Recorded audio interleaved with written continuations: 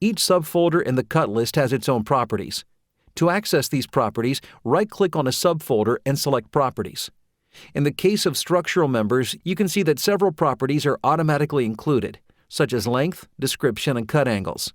In this weldment, the end caps are grouped together in their own cut list item. I'll add a field called Description.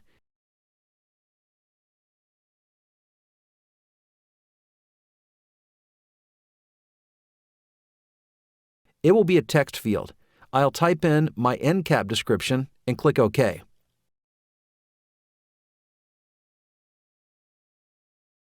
Now when I return to the drawing, you can see the cut list now shows the newly added description for the end caps.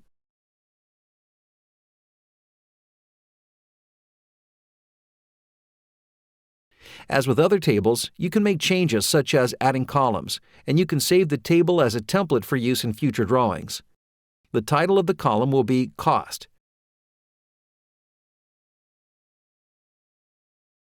Before I can use a cut list item property called Cost to automatically fill in the column, at least one of the cut list items must already have the property added. I'll return to the weldment part and edit the properties of one cut list item. I'll add a property called Cost and enter a value.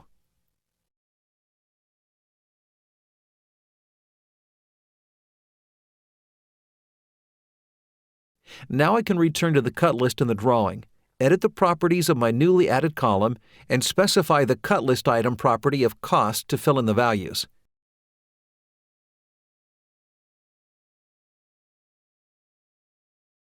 Once this setup is complete, I can right-click the cut list table and select Save as Template if I want to make it accessible for later use.